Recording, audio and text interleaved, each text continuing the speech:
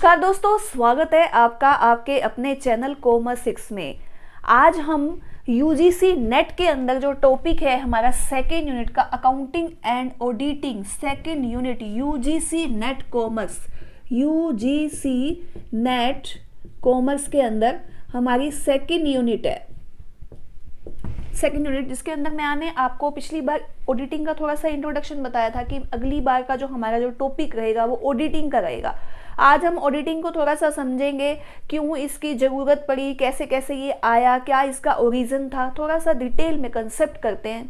क्योंकि बैंकिंग का हमारा टॉपिक लगभग कंप्लीट हो गया। ये वाली भी बात आ रही थी कि क्या भी बैंकिंग वाली यूनिट पूरी हो गई है। बैंकिंग का लगभग कंप्लीट हुआ है, कुछ टॉपिक उसके अंदर रहते हैं, वो मैंने करवाने हैं। मैंने ये वाला टॉपिक साथ के साथ इसीलिए स्टार्ट करवाया है कि आपकी 2 यूनिट ख़त्म हो जाएंगी मई के अंदर आपके एग्ज़ाम में। तो बैंकिंग के कुछ टॉपिक और ये टॉपिक साथ साथ आपके चलते रहेंगे ताकि हमारी 2 यूनिट कंप्लीट हो जाएं। ठीक है, देखिएगा ध्यान से। बात करेंगे एक बार कंपनी की बात करते हैं। ऑडिटिंग कंपनी के अंदर नेसेसरी होती है, कैसे है देखिए। कंपनी के अंदर जो पैसा है वो शेयर होल्डर का लगा होता है। अगर शेयर होल्डर का लगा होता है तो शेयर होल्डर क्या कहते हैं, वो कहते हैं कि हमारा जो पैसा है ना वो सेफ होना चाहिए, सेफ होना चाहिए। अगर जब लगाया जा रहा है ना तो उसके अंदर सही से काम हो भी रहा है या नहीं होगा, क्या हमें प्रॉफिट सही ढंग से मिल भी रहा है नहीं मिल रहा, प्रॉफिट का जो डिविडेंड मिलता है उनको क्या वो सही है या नहीं है। तो ऑडिट तो होनी चाहिए, तो ऑडिट होनी चाहिए। ऑडिट होनी चाहिए तो क्यों, ऑडिट कहाँ से स्टार्ट हुई, क्या है ये ऑडिटर, क्या कोई क्वालिफिकेशन होती है, पहले कैसे होता था, वो देखते हैं एक बार। बात करेंगे 1913 की, लेकिन उससे पहले हम एक बार इसकी डेफिनेशन देखेंगे और हम लोग सिंगल एंट्री सिस्टम से इसको स्टार्ट करते हैं कि पहले क्या पोजीशन थी, क्या सिस्टम था और आज के टाइम में ऑडिटिंग की क्या वैल्यू है। देखिएगा, ऑडिटिंग की जो मेन जो एक डेफिनेशन है वह उसके माध्यम से मैं आपको कुछ समझाना चाहूँगी। Auditing is a systematical examination of the books and record of a business. इसका मतलब क्या हो गया, एक ऐसी जांच, एक ऐसी एग्जामिनेशन है किसकी, हमारी बुक्स जो हम बना चुके हैं, अकाउंट्स हम बना चुके हैं रूल एंड रेगुलेशन के अकॉर्डिंग, उन सब की एक सिस्टमेटिकली वेरिफिकेशन है, एग्जामिनेशन है। उस बुक्स का और रिकॉर्ड का क्या करना है, एग्जामिनेशन करेगा ऑडिटर। ये है ऑडिटिंग। और ऑर्डर टू असर्टेन, इस ऑर्डर में order to ascertain and verify and to report upon the fact regarding its financial operation and the result thereof. इसका क्या मतलब हुआ कि एक ऐसी प्रक्रिया जिसके अंदर बुक्स की जांच की जाए, वेरीफाई किया जाए कि जो डॉक्यूमेंट लगाए हुए हैं वो सही लगाए हुए हैं या वो नहीं लगाए हुए। क्योंकि जैसे विंडो ड्रेसिंग भी होती है, विंडो ड्रेसिंग के बारे में आप जानते होंगे। विंडो ड्रेसिंग क्या होती है, अकाउंट्स के अंदर भी खर्चे इस ढंग से दिखाए जाएं कि प्रॉफिट बहुत कम हो जाए, टैक्स भी कम देना पड़े और शेयर होल्डर को डिविडेंड भी कम देना पड़े। तो ऐसा तो कुछ नहीं है ना कि खर्चे ही खर्चे दिखाए जा रहे हैं, प्रॉफिट आ ही नहीं रहा है, या फिर प्रॉफिट किसी लोन को लेने के चक्कर में प्रॉफिट दिखाया जा रहा है, वास्तव में प्रॉफिट है ही नहीं। वो कंपनी की पोजीशन अंदर से डाउन चल रही है लेकिन हमें लग रहा है कि पोजीशन बहुत अच्छी है। तो वो विंडो ड्रेसिंग से बचने के लिए भी ऑडिट कराई जाती है।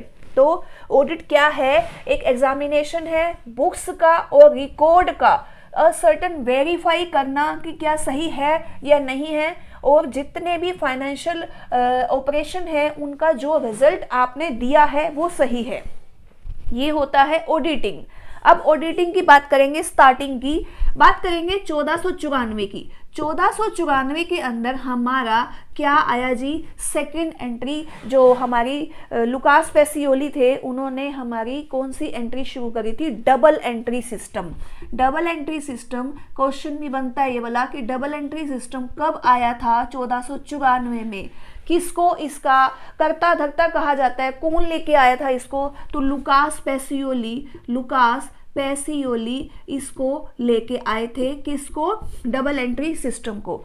उसके बाद से जब ये डबल एंट्री सिस्टम आना शुरू हुआ तो एंट्री भी बनने लग गई, ऑडिटिंग भी स्टार्ट हुई, जांच भी होने लगी कि हाँ जी जितने भी अकाउंट बनाए जा रहे हैं ना वो सही है या नहीं है, उनकी एक जांच होनी चाहिए। तो ऑडिटिंग जो है एक्चुअल फॉर्म में कब आया, एक्चुअल फॉर्म में वो तब आया था जब 1913 के अंदर कंपनी एक्ट बना। 1913 में भी, अब आप कहोगे कि अब तो 2013 चल रहा है, 2013 के अंदर एक्ट है, तो बात करेंगे हम लोग कौन सी, कंपनी एक्ट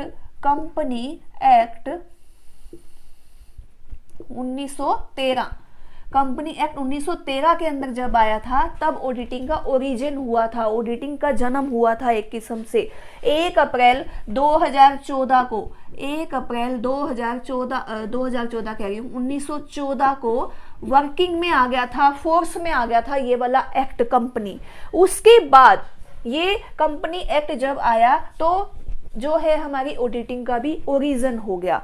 फिर 1932 तक जब कोई भी ऑडिट करता था उसमें कोई भी स्पेशल क्वालिफिकेशन की जरूरत ही नहीं थी, कोई भी ऑडिटिंग कर सकता था। कौन सा पर्सन, जिसने सिंपल एक डिप्लोमा लिया हुआ है ऑडिटिंग का अगर डिप्लोमा ले लिया तो वो भी ऑडिटिंग कर सकता था। ये बहुत बड़ी बात थी, ये ध्यान रखिएगा।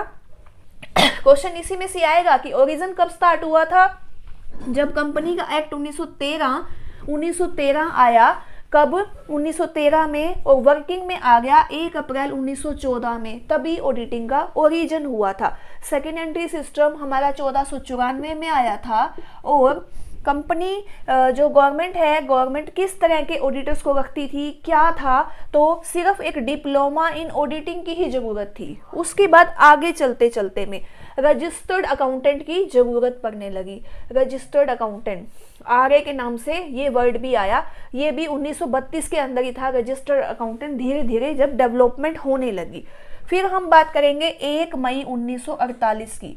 1 मई 1948 को डिमांड जब बढ़ने लगी, धीरे धीरे हमारा जो देश है वो भी आज़ाद हो चुका था। अकाउंट्स के अंदर जांच की कमेटी जब बिठाई गई तो एक कमेटी बनाई गई थी, accountancy expert committee. Accountancy expert committee थी, कब बनी, 1 मई 1948 को। उसने एक क्या कहा कि हमें तो एक प्रोफेशनल ऑटोनॉमी चाहिए। प्रोफेशनल ऑटोनॉमी मतलब कि जो कि ऑडिटिंग वो करेगा जो कि इसमें प्रोफेशन में होगा, जो कि प्रोफेशनल इसको काम को कर सकते हैं। ऐसे कोई थोड़ी ऑडिटिंग कर सकता है, कोई भी आएगा और आपके कागज को चेक करके चला जाएगा, नहीं, ऐसा नहीं हो सकता। इसलिए क्या हुआ जी, एक अकाउंटेंसी एक्सपर्ट कमेटी बनी जिसने प्रोफेशनल ऑटोनॉमी के नाम से रिकमेंडेशन की गई कि भी एक प्रोफेशनल ऑटोनॉमी होनी चाहिए। पर्टिकुलर कोई बंदा प्रोफेशनल होगा, जिसके पास एक प्रोफेशनल डिग्री होगी, वो ही अकाउंट का काम कर सकता है, ऑडिटिंग का। फिर 1 जुलाई 1949 को जब ये बात रखी गई, ये कमेटी बनाई गई, तो चार्टेड अकाउंटेंट एक्ट 1 जुलाई 1949 को बन गया। नोट कर लीजिएगा, ये भी आपके काम का है।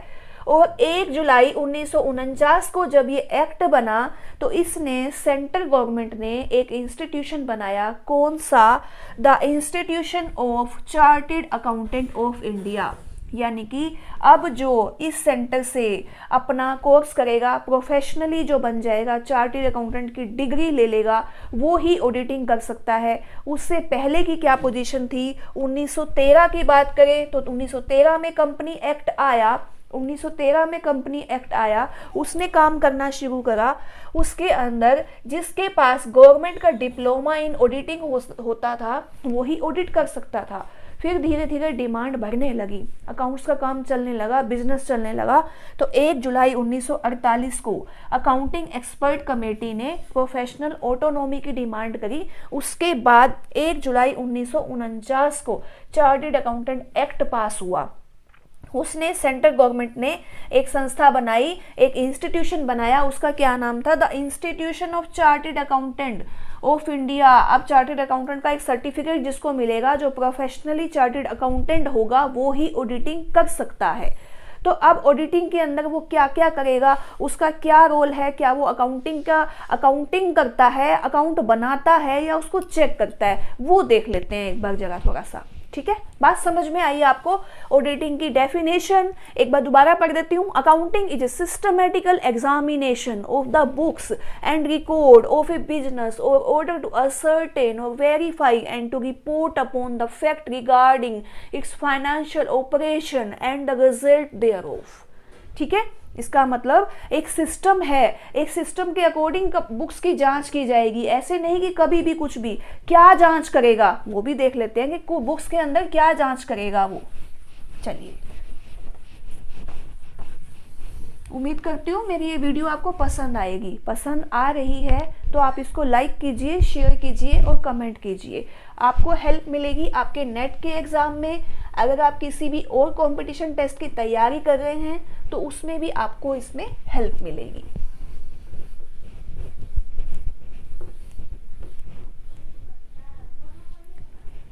हर कंपनी को अपने कुछ फाइनेंशियल स्टेटमेंट्स बनानी पड़ती हैं। ऑडिटर उसी को तो चेक करता है। ऑडिटिंग किस चीज़ की जाती है? कोई भी कंपनी किस चीज़ की चेकिंग कराएगी? क्या चेक कराती है? बुक्स के अंदर क्या होता है? बुक्स के अंदर होता है जी financial statement. Financial statement, financial statement check की जाती है। कौन सी वाली? Profit and loss account, profit and loss account, balance sheet, balance sheet, financial जो हमारी स्टेटमेंट्स हैं, कुछ नोट्स होते हैं वो भी, जितने भी हैं हमारे फाइनेंशियल, कैश फ्लो स्टेटमेंट है हमारी, फंड्स फ्लो स्टेटमेंट है, cash flow statement according to rule जो है, funds flow statement, funds flow statement, ये सब हम लोग बनाते हैं। ये सब जो कंपनी बनाती है इन सब की चेकिंग कौन करता है? ऑडिटर करता है कि क्या ये सही ढंग से बनाई गई है या नहीं बनाई गई। अकाउंटिंग स्टैंडर्ड जो हमें जिस हिसाब से फाइनेंशियल स्टेटमेंट बनाने के लिए कहते हैं, क्या उसके हिसाब से बनाई गई है, नहीं बनाई गई। इन सब की जांच कौन करता है? ऑडिटर करता है। ऑडिटर अकाउंट नहीं बनाता, अकाउंट इनकी जांच करता है, इसका एग्जामिन करता है। अगर उसके बाद एग्जामिन करने के बाद लास्ट में वो क्या करता है? क्या वो इनको ठीक करता है, क्या वो इनको रद्द करता है, क्या करता है? तो लास्ट के अंदर वो अपनी ऑडिट रिपोर्ट देता है, जो सबसे ज़्यादा इम्पोर्टेंट है, ऑडिट रिपोर्ट। ऑडिट रिपोर्ट के अंदर जितना भी जो रिजल्ट आता है उसको वो बता देता है कि हाँ जी, मैंने जो ये जांच करी है ना, इसके अंदर ये कमियां पाई गई। उसको वो ठीक नहीं करता, सिर्फ वो उनको बताता है कि आपने ये काम गलत किया हुआ है। वो उन फाइनेंशियल स्टेटमेंट को कैंसल नहीं कर सकता, ये आपने ध्यान करना है। ऑडिटर सिर्फ अपनी जांच करता है और अपनी ऑडिट रिपोर्ट देता है कि आपने ये काम गलत किया हुआ है, आप इसको रूल के अकॉर्डिंग ऐसे करो। अब वो टेक्निक बता सकता है, आपकी गलती बता सकता है, लेकिन ये नहीं कि वो ये कह दे कि हाँ जी आपने गलत किया और मैं इसमें कांटा लगा रहा हूँ, ये तो सारी की सारी स्टेटमेंट गलत है, ले जाओ, मैं तो आपकी कंप्लेंट करूँगा। नहीं, वो सिर्फ आपकी जांच करेगा, आपकी गलती को बताएगा। उसके बाद आगे की कार्रवाई हमें ही करनी पड़ेगी कंपनी को कि वो उसको कैसे ठीक करे और आगे वहाँ से कहाँ अपने डिपार्टमेंट में इसको दिखाए और उसको सही करके आगे प्रेजेंट करे इनकम टैक्स डिपार्टमेंट में या कहीं पर भी उस रिपोर्ट को। ये ऑडिट रिपोर्ट बहुत ज़्यादा इम्पोर्टेंट होती है। ऑडिटिंग की ज़रूरत हमें क्यों पड़ती है? ऑडिटिंग की ज़रूरत हमें इसीलिए पड़ती है कि क्या जो हम काम कर रहे हैं, क्या हमने अकाउंटिंग जो बनाई है वो रूल एंड रेगुलेशन के अकॉर्डिंग सही है या नहीं है। अगर सही नहीं है तो वो कैसे सही की जाए, क्या हम उसको सही ढंग से कर सकते हैं? तो उन सब की दिशा निर्देश जो भी डायरेक्शन है वो कौन देता है? हमें ऑडिटर देता है। अकाउंटिंग और ऑडिटिंग, इसीलिए दोनों को कंबाइन इसलिए किया गया कि पहले अकाउंटिंग के रूल एंड रेगुलेशन सीखेंगे, फिर हम उसको ऑडिट करना सीख जाएंगे।